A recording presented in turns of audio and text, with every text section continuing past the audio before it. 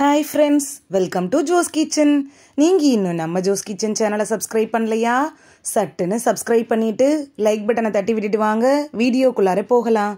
பணக்காரனுக்கு பாதாம், பசித்தவனுக்கு பனங்கிழங்கு அப்படின்னு அந்த காலத்துல சொல்லுவாங்க. இதற்கு காரணம் என்னன்னு தெரியணுமா? அப்படி என்னென்ன சத்துக்கள் இந்த பனங்கிழங்குல இருக்கு அப்படின்னு தெரியணுமா? அப்ப வீடியோவை ஸ்கிப் பண்ணாம பாருங்க ஃப்ரெண்ட்ஸ்.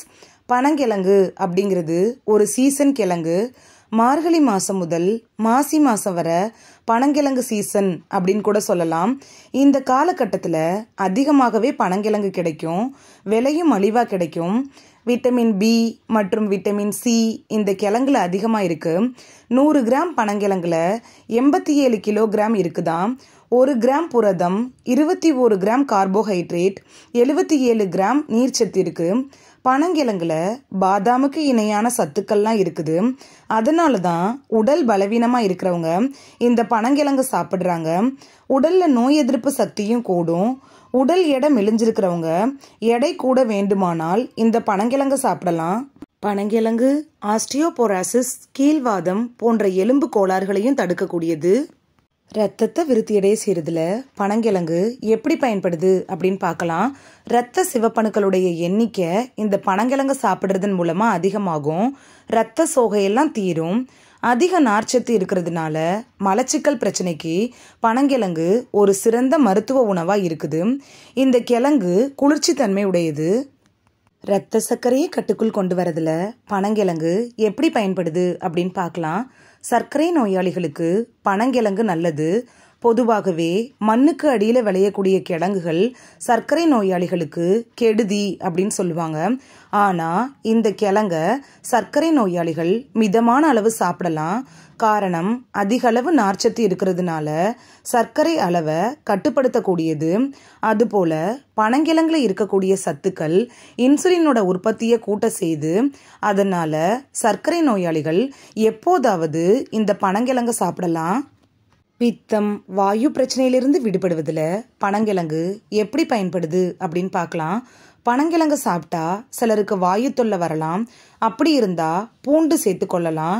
இந்த பனங்கிழங்குல இரும்பு சத்து அதிகமாக இருக்கிறதுனால இரத்த சோகையை நீக்கி இரத்த விருத்தியை அதிகரிக்குது.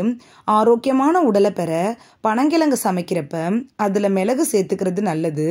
அப்படி இல்லை அப்படின்னா உடலில் பித்தம் அதிகமாகும். பனங்கிழங்கு சீசனில் பனங்கிழங்கை வெறுமனே சாப்பிட்டு சாப்பிட்டு போர் அடிச்சிருச்சுன்னா பனங்கிழங்கை வச்சு புட்டு, அவியல், வடை, பாயாசம், தோசை, உப்மா அப்படி கூட டிஃப்ரெண்ட்டாக செஞ்சு சாப்பிடலாம். இப்படி செஞ்சு சாப்பிட்டா கூட நமக்கு பனங்கிழங்குல கிடைக்கக்கூடிய அதே மருத்துவ பலன்கள் கிடைக்கும். குறிப்பாக பனங்கிழங்கை வேக வச்சு சின்ன சின்ன துண்டுகளாக நறுக்கி காய வச்சு இடித்து மாவாக்கி வச்சுக்கோங்க. அப்படி இல்லைன்னா துண்டுகளாக நறுக்கி வெயிலில் 3 நாட்கள் காய வச்சுட்டு அரைச்சி வச்சுக்கோங்க. இந்த மாவு மட்டுமே பல பிரச்சனைகளுக்கு தீர்வு தருது. இந்த மாவோட கருப்பட்டி சேர்த்து சாப்பிட்டா உடலுக்கு தேவையான பலன் கிடைக்கும். இந்த பனங்கிழங்குடன் தேங்காய் பால் சேர்த்து சாப்பிட்டோன்னா பெண்களுடைய கர்ப்பப்பை பலன் அடையும். இந்த பனங்கிழங்கு மாவோட பூண்டு, மிளகு, உப்பு சேர்த்து கூட சாப்பிடலாம். இந்த மாவில் கஞ்சி அப்படி இல்லைன்னா கூழ் செஞ்சு கூட காலையில் சாப்பிடலாம். ஆனால் எப்போதுமே பனங்கிழங்கு செஞ்சால் அதில் 4-5 மிளகு சேர்த்துக்கிறது நல்லது. இந்த கிழங்குல சற்று பித்தம் அதிகமாக இருக்கிறதுனால தான் மிளகு சேர்த்துக்க சொல்கிறோம். இந்த வீடியோவில் பனங்கிழங்கினுடைய நன்மைகளையும் பனங்கிழங்கு சாப்பிட்றதுனால பல்வேறு விதமான நோய்கள் சரியாகுது அப்படிங்கிறத பற்றியும் தான் பார்த்தோம். இந்த வீடியோ உங்களுக்கு பிடிச்சிருந்துச்சுன்னா லைக் பட்டனை தட்டி விடுங்க. சப்ஸ்கிரைப் பண்ணுற ஃப்ரெண்ட்ஸும் மறக்காமல் லைக் பட்டனை தட்டி விடுங்க.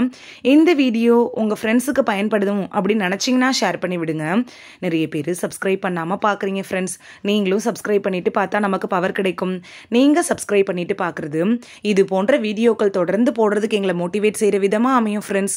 சப்ஸ்கிரைப் பண்ணுறதோட மட்டும் இல்லாமல் பக்கத்தில் இருக்க பெல் ஐக்கானை கிளிக் பண்ணி ஆளுங்கிற ஆப்ஷனை கிளிக் பண்ணி வச்சிட்டிங்கன்னா நாங்கள் வீடியோ போட்ட உடனே நோட்டிஃபிகேஷன் உங்கள் செல்ஃபோனை வந்தடையும். தேங்க்யூ, பாய்.